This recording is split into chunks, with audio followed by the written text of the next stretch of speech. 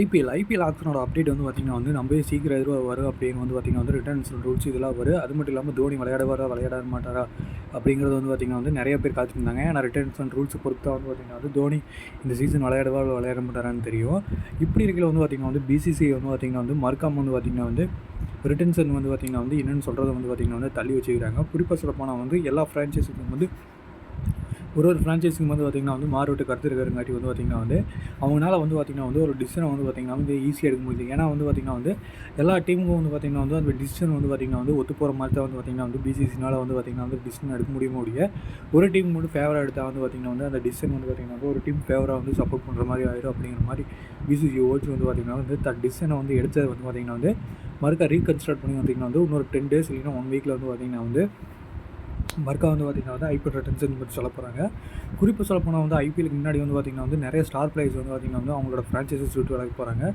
குறிப்பாக சூரியகுமார் யாதவ் வந்து பார்த்திங்கன்னா வந்து இப்போ T20 கேப்டன் ஆகிட்டு மாதிரி வந்து பார்த்திங்கன்னா வந்து அவரால் வந்து பார்த்திங்கன்னா வந்து ஒரு ஐபிஎல்ல வந்து கேப்டன்ஷிப் பண்ணால் தான் வந்து பார்த்திங்கன்னா வந்து அது ஒரு இன்டர்நேஷனல் கிரிக்கெட்டில் வந்து பார்த்திங்கன்னா வந்து கேப்டன்ஷிப் பண்ணும்போது அவரால் வந்து கேப்டன் ஸ்கில்ஸை எக்ஸ்ப்ளோர் பண்ண முடியும்.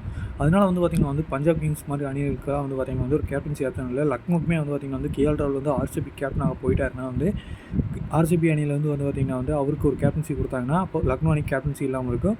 இதனால் வந்து அவர் அங்கே போக வேண்டியதாக இருக்கும். இப்படி இருக்கல வந்து பார்த்திங்கன்னா வந்து கௌதம் கம்பீருக்கு பதிலாக வந்து பார்த்திங்கன்னா வந்து நிறையவே நியூ கம்பர்ஸ் வந்து பார்த்திங்கன்னா வந்து மென்டராக வந்து பார்த்திங்கன்னா வந்து பேச்சுவார்த்தை நடத்திட்டு இருக்கிறாங்க கொல்கத்தா நைட் ரைடர்ஸ். குறிப்பாக சொல்ல போனால் வந்து ரிக்கி பாண்டிங் டெல்லி கேபிட்டல்ஸ் அணியோட போன வருஷம் வந்து பார்த்திங்கன்னா ஹெட் கோச்சாக இருந்தார்.